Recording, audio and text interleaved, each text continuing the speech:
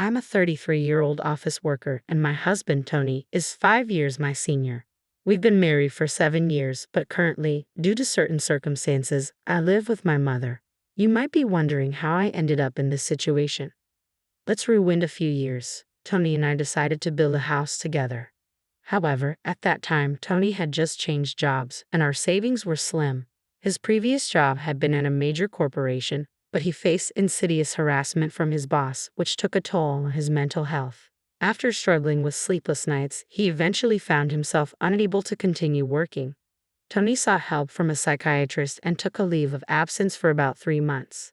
Despite his efforts, he couldn't bounce back, leading to his resignation. With only my salary to rely on, we managed to get by, but it was a challenging time. After 2 months of being unemployed, Tony started to regain his energy. He began taking care of himself again, and his psychiatrist was pleased with his progress.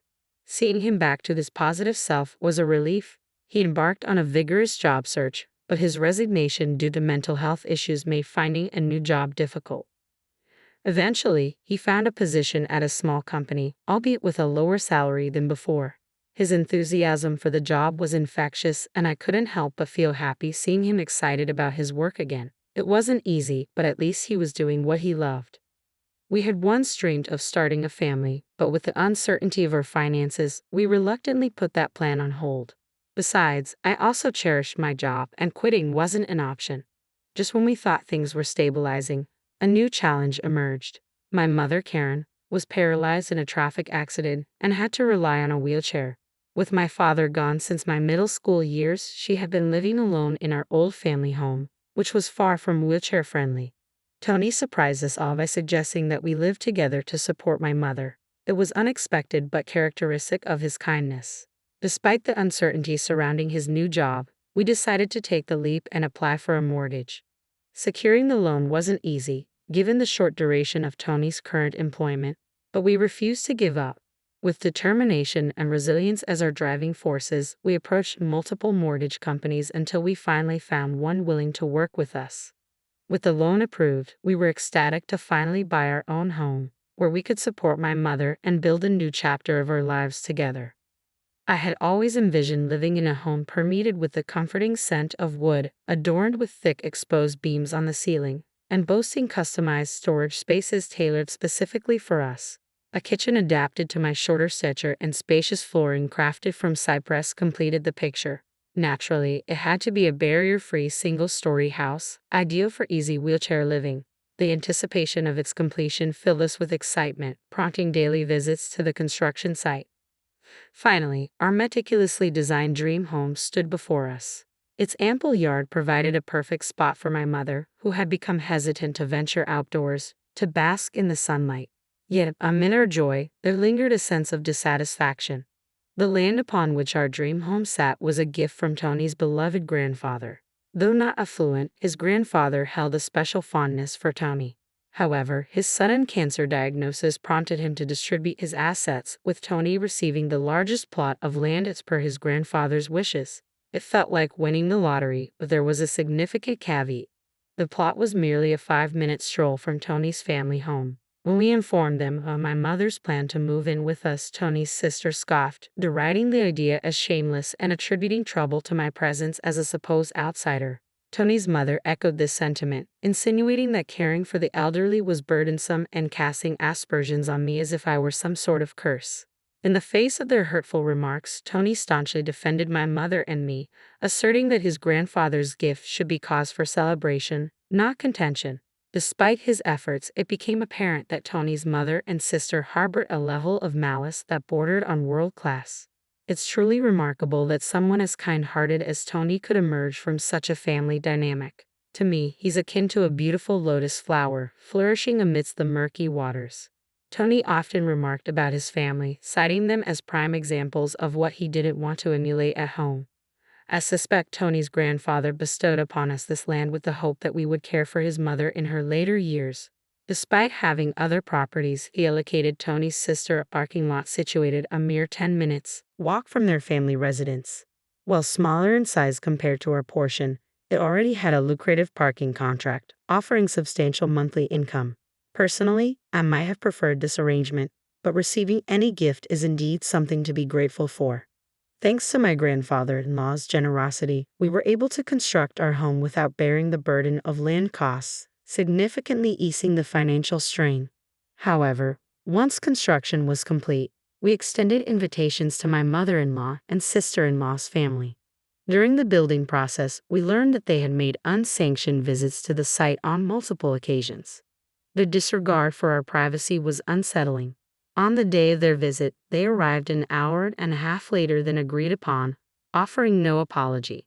Their sense of entitlement was palpable as they casually asserted their ownership over the house, likening it to their grandfather's property. Despite the muddy conditions outside, my sister-in-law and her husband traipsed through our pristine home without so much as a second thought, ignoring the slippers we had provided.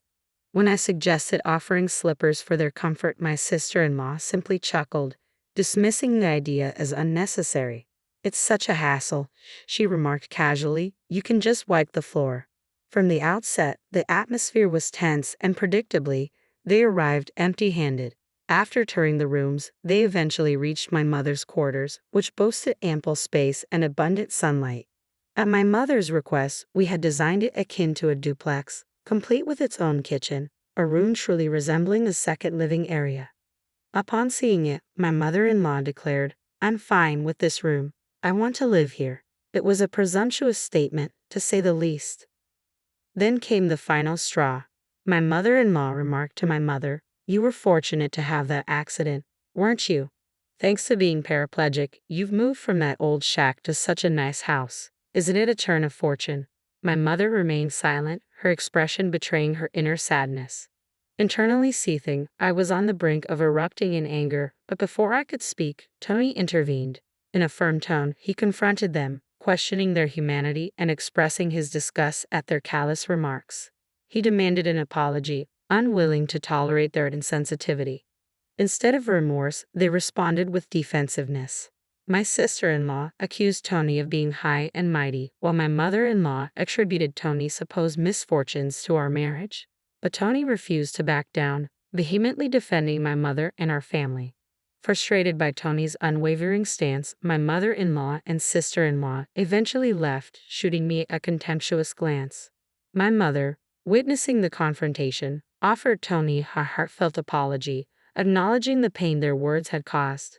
In the aftermath, amidst the lingering tension, my mother extended her own apology to Tony. "I'm sorry," she said, a glimmer of remorse evident in her eyes. "I must have upset your mother and sister. I'm sorry I dampened the mood on the day of the housewarming party." Tony, however, insisted that the blame rested on him. "It's embarrassing," he said. "They really lack decency. But I'm truly sorry. I'm happy to be living with you. Please understand that." As my mother began to tear up, I reassured her. Our new home was close to Tony's parents' house, surrounded by neighbors who had known Tony since childhood. Their kindness towards us eased the transition into our new life. 4 months had passed since that incident, and we were starting to settle into our new routine. My mother's smiles were becoming more frequent. Then one day, I received a call from home while I was at work. Such calls were rare, and a sense of foreboding gripped me. My fears were realized when my mother, unable to conceal her distress, informed me that Tony had collapsed at work. Panic surged through me as I quickly made arrangements to leave for the hospital. During the journey, I tried to remain calm, conjuring up positive scenarios in my mind. But upon reaching the hospital, the sight that greeted me shattered all semblance of composure. My husband, who had left for work that morning in high spirits, was now lying unconscious, hooked up to countless tubes.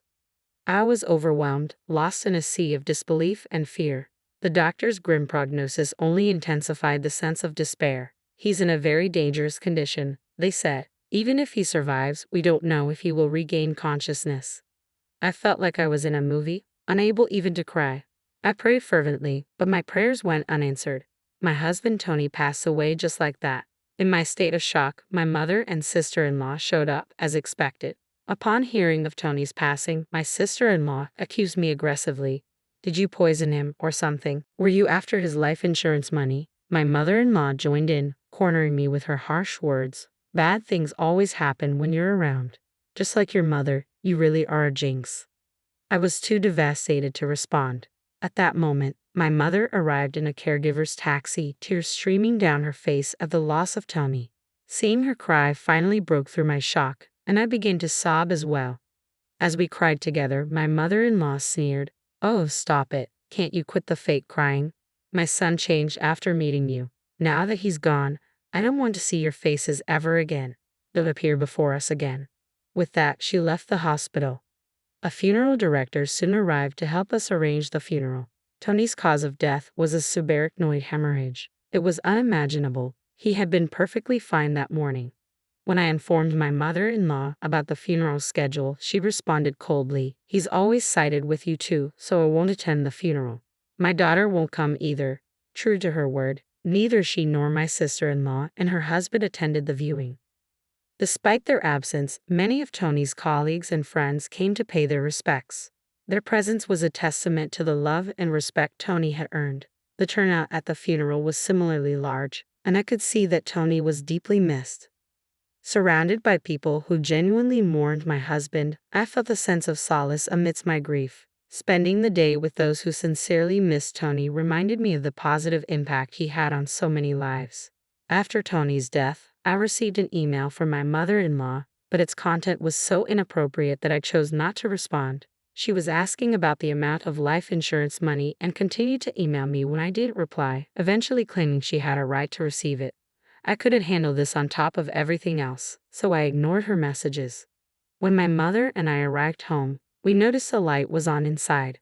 "That's strange," my mother Karen said, puzzled. "I thought we turned off all the lights." "Maybe I forgot to turn it off because I was too agitated," I replied, trying to reassure her. It's only natural to be upset given the situation. As I unlocked the door, we could hear the sound of a TV coming from inside, which was definitely odd.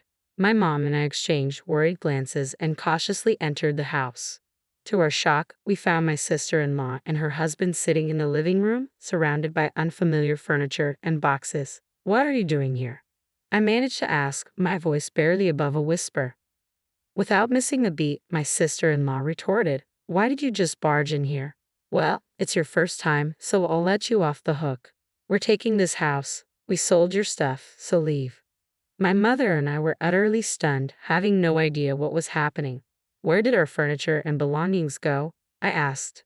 She nonchalantly replied, "We had a resale company come today and they took everything. You had some pretty good furniture. We got a good price for it. We bought this new furniture with that money. Who wants furniture that a dead person used? It's bad luck, isn't it?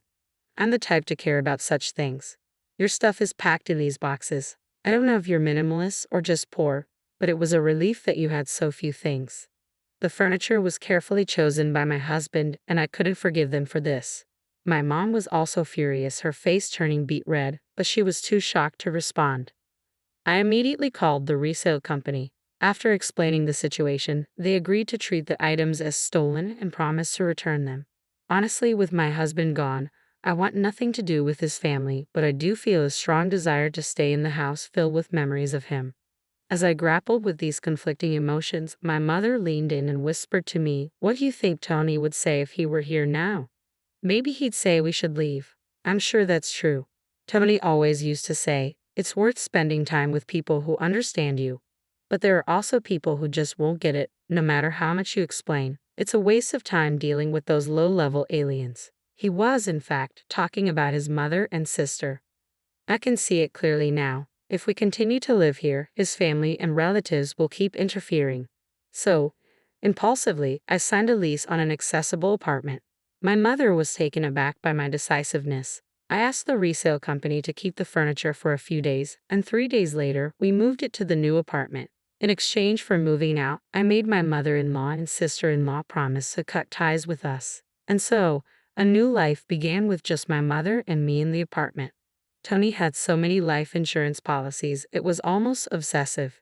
He often joked, always with a smile, "When I die, you guys will be rich." True to his word, my husband left my mother and me enough money to be comfortable for the rest of our lives. Tony was unable to secure a mortgage when we bought the house, so as an employee at a major corporation, I purchased the house under my name. I ensured that even if something happened to Tony first, I wouldn't be stuck paying a mortgage for a house I wouldn't live in. According to the original contract, The house would be auctioned off if the mortgage wasn't paid for 3 months. In the hustle and bustle of life, 3 months passed in a flash. Then, I received a barrage of calls from my sister-in-law, Jessica, filled with astounding fury. My call history was flooded with calls from Jessica and my mother-in-law, Linda. What the heck? This is seriously scary, I thought. It felt like something out of a horror movie. Since they were being incredibly persistent, I picked up the phone and found out they were furious that the house was being sold. Apparently, when they returned home, they were unable to get in and found a seizure notice. Jessica and her husband had moved out of the apartment they had been living in since Tony passed away, and Jessica had also quit her job. I suggested they move back into their parents' house as they were panicking about suddenly being homeless. To my surprise, Linda had become so involved in gambling that she couldn't keep up and had sold her own house. It seems they have been living together for the past 2 months. From what I hear, they even sold their primary source of income, a parking lot in front of the train station, a long time ago. Now, Linda and Jessica's family are completely homeless. When Linda said, "I'm sorry for everything, let's get along. Can you lend me some money, please?" I replied, "I think it's best if you stay away since I'm a jinx. We're strangers now that we've severed ties." Linda fell silent, mumbling a weak In my mind, I was laughing, thinking, who's the real bad luck charm here? When I said, "I won't lend you a single cent," Jessica, who had been listening to the conversation, shouted, "You devil. Bring us the money right now." "I am a devil and bad luck, so I'm going to hang up now," I replied and ended the call. In truth, I had involved the lawyer for the past 3 months, pushing for the auction of the house.